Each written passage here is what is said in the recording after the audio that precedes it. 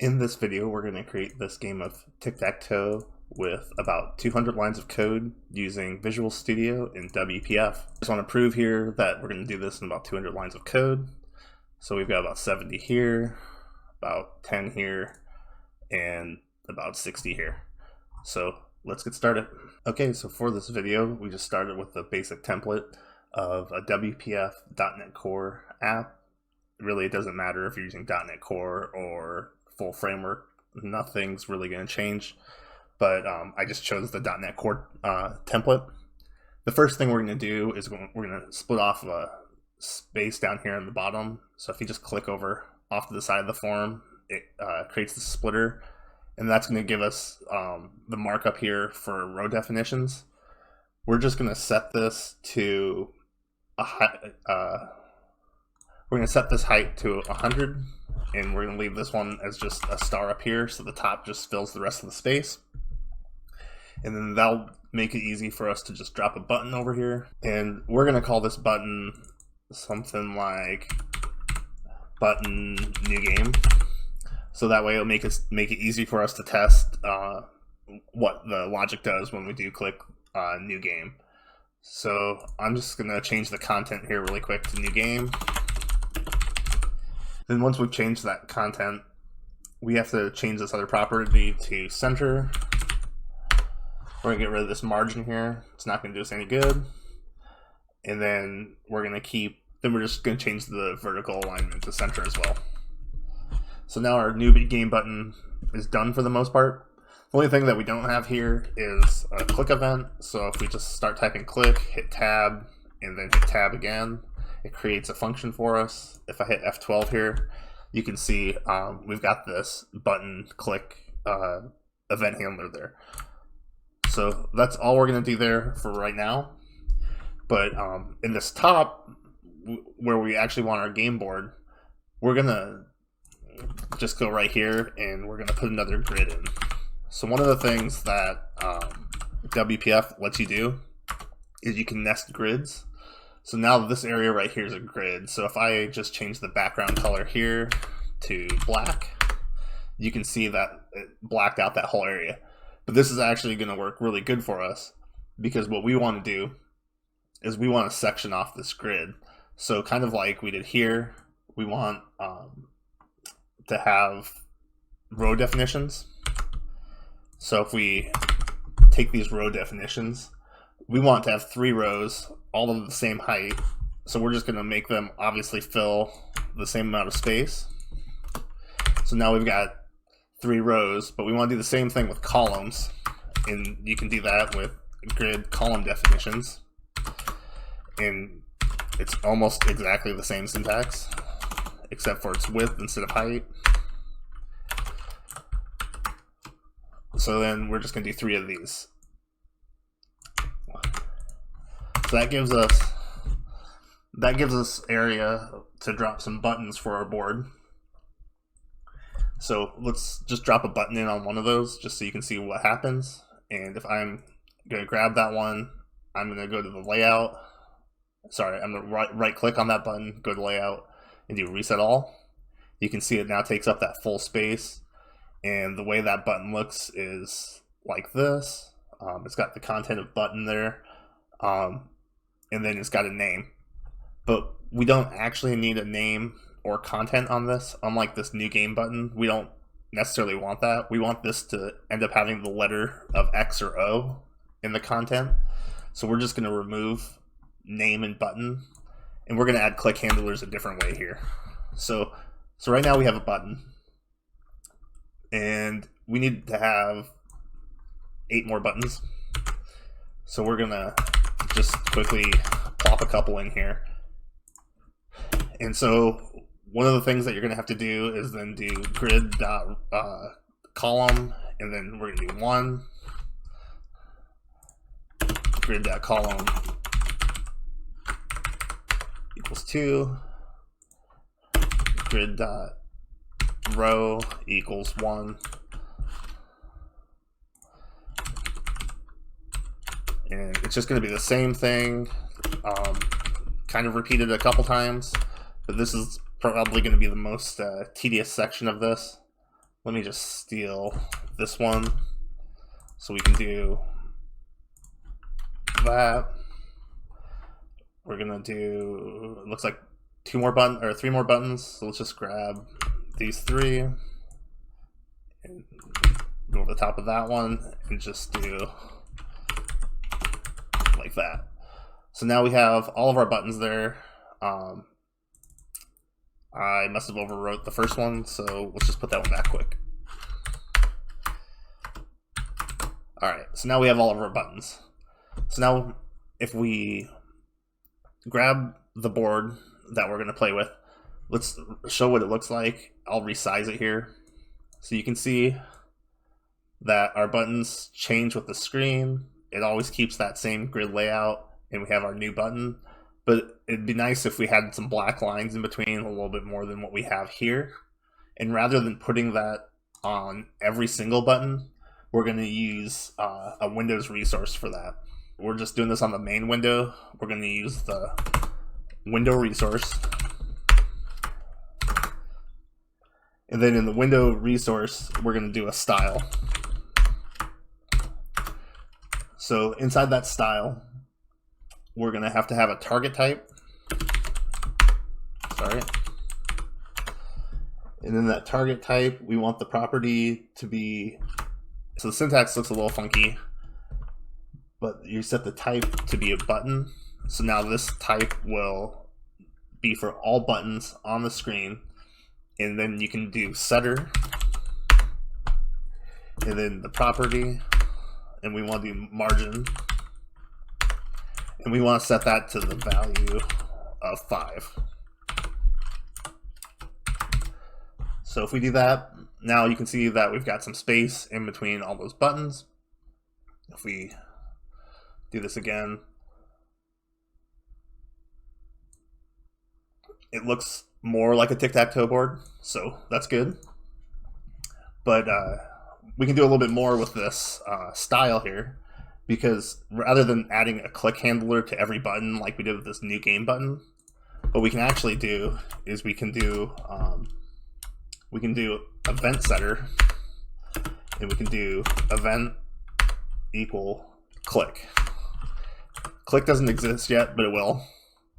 And I'm just going to go ahead and set another property here just to make this better, and we won't have to worry about it later. So this property is going to be font size.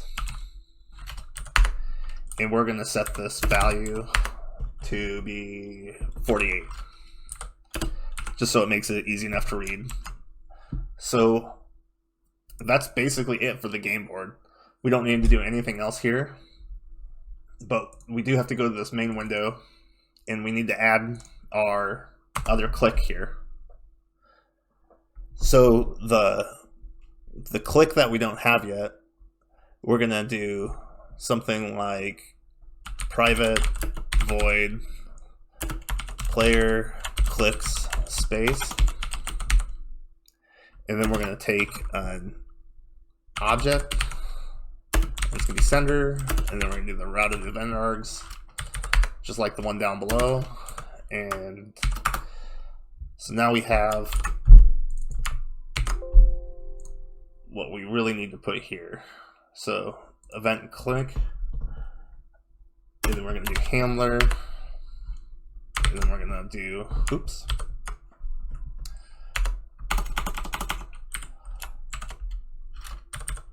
player click space. Okay. So we have all of our buttons we're going to need. We have our new game button, and these are all the events we're going to need for this tic-tac-toe game. But the real question, what are we going to do? Because the UI really doesn't have any state. It doesn't really know what the player is. It doesn't know really anything. It's just a bunch of buttons without content set on them. So we're going to add a new class, and we're going to call this class Game Logic.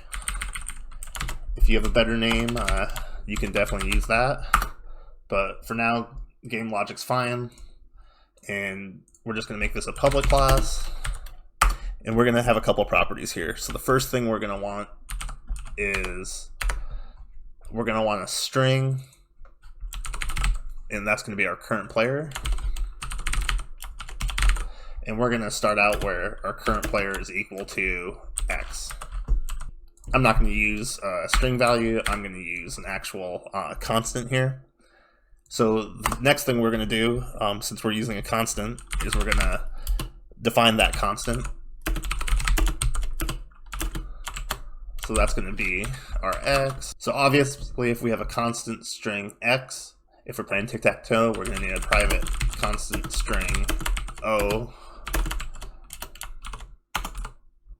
Sorry, I will get the right letter here.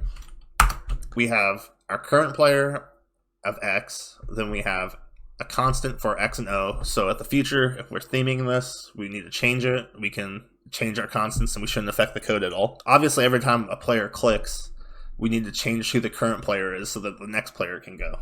So we're gonna add a public void set next player. And if current player is equal to X, not the string value, but the actual constant, then the current player will be equal to O, else the current player will be equal to X. So now our player will switch every time we click, as long as we go back to the main window here, and we're gonna do a little bit of magic here, because every button's routing through this. The first thing we have to do is we have to grab the sender and cast that as a button. So we don't know which space that they're actually going to be clicking in, but let's just use the variable name of space, and then we're going to set that equal to the control being cast as a button. So I'm going to skip ahead here, but we're going to check the value of that space just to make sure that someone hasn't played there before. This has a second role in that the new game button already has text in it, and if they click the new game button, that's also wired up into the same player click space with the way that we did that. So this will just exit when any other content is set, so it makes it easy for us to go ahead and ignore a click to a spot where someone's already played. So we're going to do that with an if, and we're going to do string is null. So we're going to do string is null or white space, and we're just going to pass the space. We actually have to pull the content off the button, and then we're going to actually have to cast that as a string because a button content could be set to an image, and we're just going to have to assume that that's always going to be a string. So here we're just going to return. I'm just going to do this all on one line, I guess. We don't really need the curly braces here. So let's get rid of those. And if someone does make it this far, we have an empty space. We're going to assign the space. Space.content equals, and we don't have it yet, so we better grab it. So the first thing we're going to need is our game logic.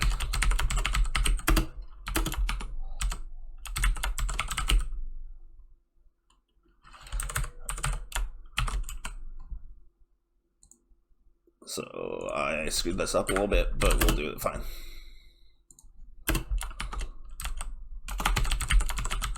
Okay, so we now have a new game logic, and then we can grab that and grab the current player,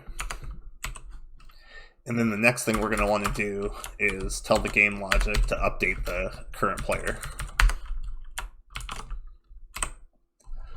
So every time someone clicks, it's going to do that for us.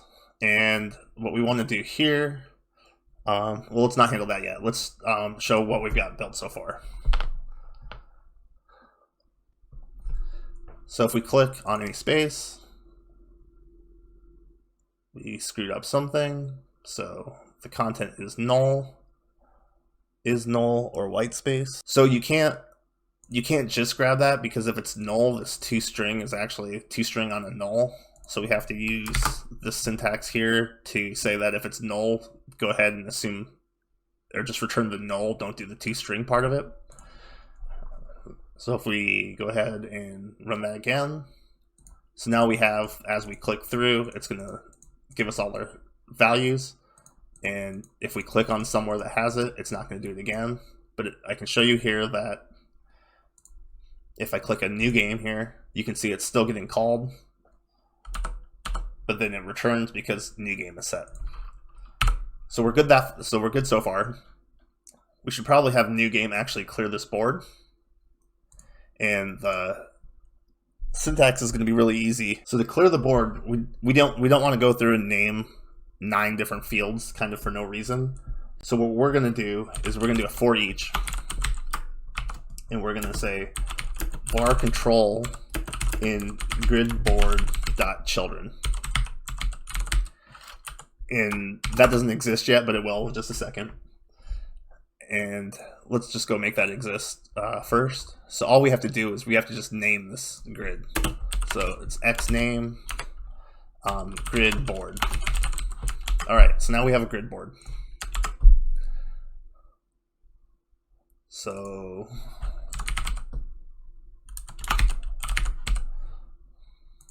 pretty sure, yep, that's grid board.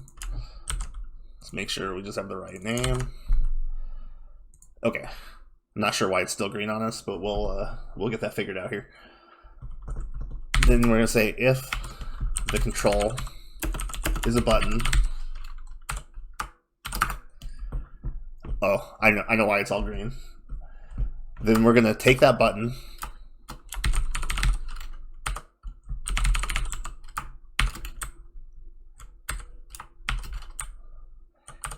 and grab the content, and then we're going to set that to string.empty. And I'm going to stop this from running so I don't have all the green on the screen because it's kind of distracting. And then, so now we have a way to clear all those buttons, and we don't have to go back and name all those buttons. So if we go and we click on a couple here, click new game, it clears the board for us. Except for now, we're getting a different player starting every time. And we just always want X to start first. So we're gonna update game logic to be a new game logic.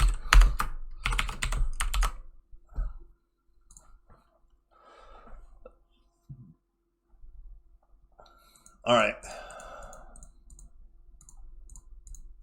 So it's all working as expected, but we probably need to have some rules here for a winning condition.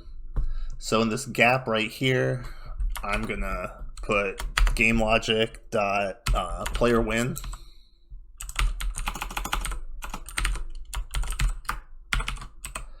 And I'm actually gonna do an if statement here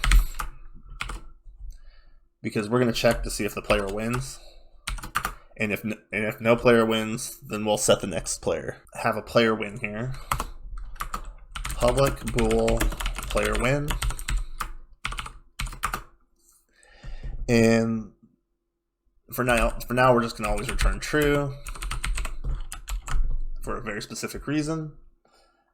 And let's go back to this main window, and we want something to happen when a player wins. We want to print out a win screen.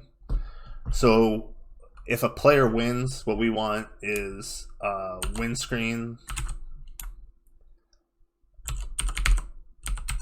dot visibility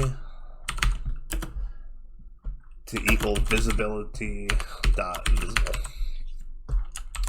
You're like, that's great, but where's the win screen? So if we look at our grid, we really don't need to do this on the grid. We can kind of do it in some space, either above or below this button. But we're going to add a text block. And the second you add a text block, you should start seeing, if you add content to it, you can see that it is starting to show up over everything else. So let's say I change the content on this. So let's say we add some content of something like player X wins. It's kind of too small to see right now. But let's first we better name this to win screen, just so our code knows how to find it. Then we're going to change some vertical alignment to center, and let's change the horizontal alignment to center too. That way we don't have to deal with different screen sizes. And then we're going to change the font size to like 56 because that's way too small how it was before. We're going to change the font weight here, and we're going to change this to bold, just so it makes it a little bit easier to read. But we kind of need a background because the board's kind of getting in the way there. So we're going to change the background color of this text to white smoke. And you can do anything you want, but that gives us something that stands out just a little bit. And then since we're not going to, we don't really want this to be visible all the time, so we're just going to start out with the visibility on this set to collapsed. So if we go back to our code behind, you can see that on the visibility, we have visibility visible here. So we're probably going to have to do the same thing when we click new game, that we're going to have to make sure that this visibility is collapsed. So now every time a player wins, we should get that the win screen visibility is visible, but we probably should set the text for that win screen. So win screen dot text is going to be equal to, we want to say let's just use game logic dot current player wins, and let's just do it like this. Okay, so right now, if you remember, player win will always return true, but we should at least be able to prove our win screen shows up when we want it to. So we clicked, player wins, click new game, it goes away. So not too bad. Now let's actually go through and fill out our player win. Because we have a player clicking buttons on a UI, we don't actually have any way to know where they've clicked on the screen currently in our game logic. So what we're going to do is we're going to create a private string array, and it's going to be a multi-dimension string, and we're going to call it board. And when you do that, you're going to create a new string, and then you're going to make it a 3x3. So just like our UI, we have a 3x3 matrix. So we're going to have some way for the UI to update this. So to give our UI a way to update this, we're going to introduce another class here. So the first thing we're going to do is create a class here called position and make it public. But position class will have two values. It'll have a public int x and a public int y.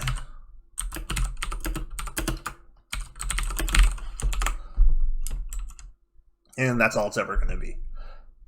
So we now have a class that has our position. We have a board that has values, but we need a way to get the button position back to this board. So the first thing we're going to do is go back to our UI now. We're going to go up to our buttons, and we're going to start tagging these. So a tag can be on any Windows UI component, and a tag can be any object you want. So we're going to just start tagging these as basically their row and column values. So row 0, column 1, and we're going to do this all the way down. So I'm just gonna grab these really quick.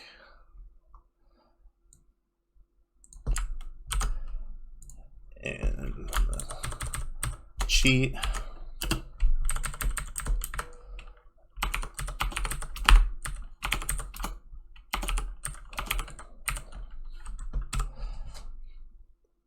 And this is going to be 0, 1, 0, 1. Okay, so now we've tagged all the positions on the board. I'm going to remove all these spaces because I don't think I want those. So we've tagged all our buttons. So now when we go to this code behind and when we click it here, we've got to do something between checking for the player win and setting the content. So what we're going to do is we're going to grab a value here, and we're just going to call it coordinates. And we're going to set this equal to space.tag. And we're going to do a toString, again, because it comes as any object. And then we're going to split it.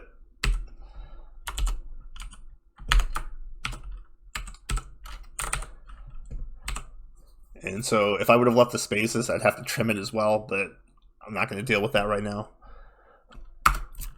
And then we're going to say the x value is, we're going to parse an integer from coordinates 0, and we're going to grab the y value.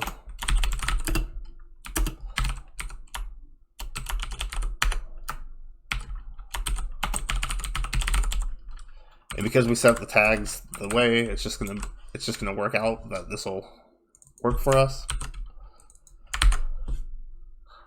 But when we split this, it'll hit the comma, create a two value pair, and then it'll give us the x value, the y value. So then we're gonna have a button position.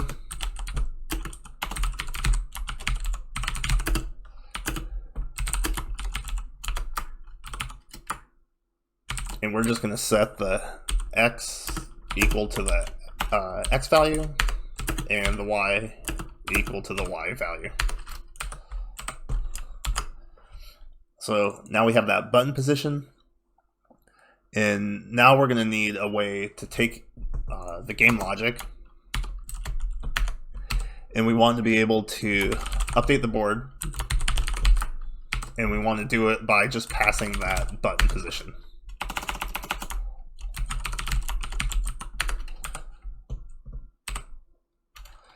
And I guess it's only going to make sense if we pass in the current player value. So let's send in the game logic current player. All right. So we're going to create this function and then jump. Then we're going to jump to that. So we now have a position with a current player. And this is just going to be value here. And this position, we'll just keep it position. So now all we really have to do, we're going to grab our board in that position X, position Y. We're going to set the value. So then every time they click, it'll update the position and give the X or O values so that our board should stay in sync with their board. So the only other thing we're going to have to do is start filling out this win condition. Easiest way to fill out the win condition is going to be returning false, because we don't just want them to always return true. And the first thing we're going to check for is the rows. Okay, so in general, when you play tic-tac-toe, you check for horizontal rows, you check for columns, and then you check for diagonals. If nothing matches in all three of those, then nobody's won yet. So we're going to basically check across the first row, and the way we're going to do that is we're actually going to do this in a loop anyway. So let's just do it in a loop to start with. So we're going to start with the first row and go through the third row.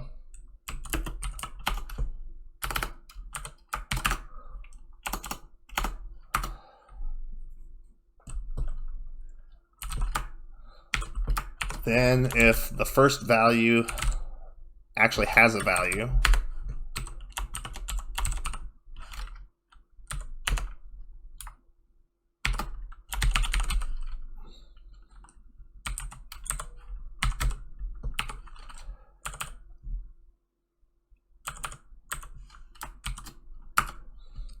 so what we're doing here is we're saying that the first value in the row has to have a value. If not, we're just going to ignore it. There's no possible way, if the first one's empty, that the row even matters. And if we don't do that, if we match all rows as empty as evaluating the true, we're going to be in trouble anyway. So we just want to ignore any rows with an empty first space. So then the next thing we have to do is make sure that all the values are equal in that row. So this is going to be a lot of typing, but you guys will just see a jump cut.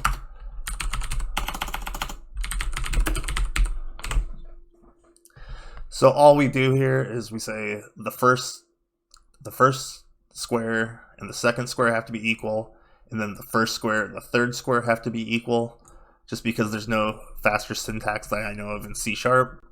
But then this will basically say if any of that is true, then we have a row that matches. So we're just going to check that super quick here.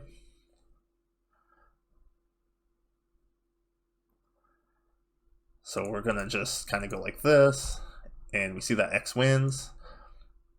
Let's do that again.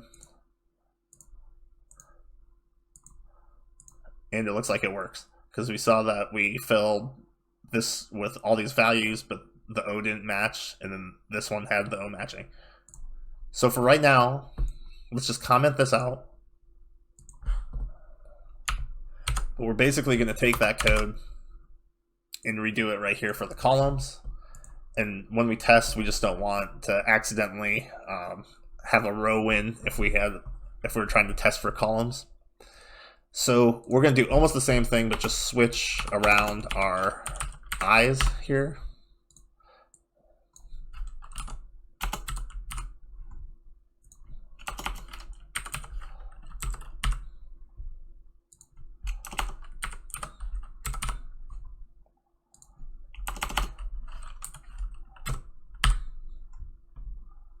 So if we switch those around,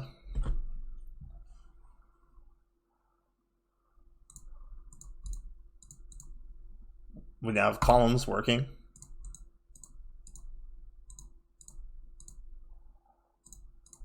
Nothing happened there. Let's just...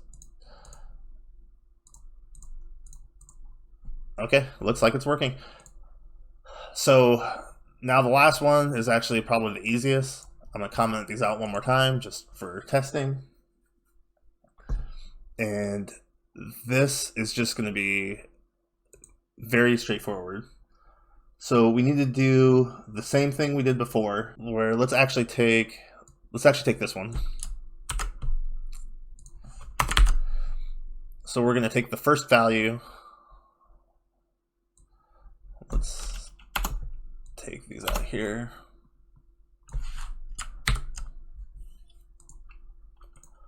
All right, so we have something that looks like this. We don't really want the I though. We want 0, 0. And then we want 0, 0, 1, 1. And then we want 0, 0, and 2, 2. And that'll give us that diagonal from upper left to bottom right. Let's go ahead and say if the middle is null or a white space, then there's no way we can have either diagonal, so we only have to do one check for both. So that gives us the one diagonal, but then we're going to need the other one, which the only difference here is that this is going to be a 2, and then this is going to be this is going to be a 0. So let's prove that here.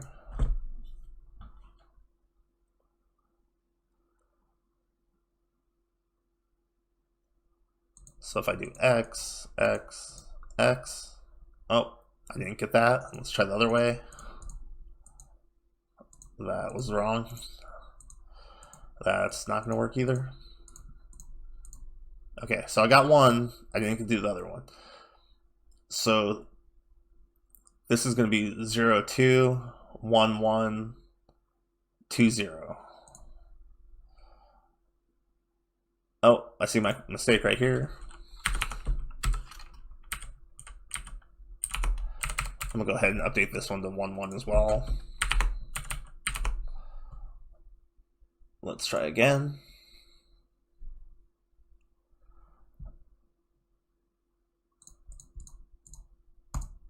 All right, so that diagonal works. That's not a diagonal. That diagonal works. Okay, so now if we pull back out of these comments, we should now have a game where everything is working how we expect it to work. So we have a grid with our buttons, we have a win screen, and we have a new game button. We have a position kind of placeholder here. We have our 2 functions to clear the board and to kind of do like our player turn sequence. And then we have our game logic here to decide what player we're playing as. If the player wins by checking rows, columns, and diagonals. And then we have our final update the board to keep the state between the UI and the backend in sync. So I'm just going to run through it one more time here. And if you like the video, please like it. If you don't like the video, also please like it. So we have here the X is 1, and everything looks like it is working the way we want it to. All right, see you guys in the next video.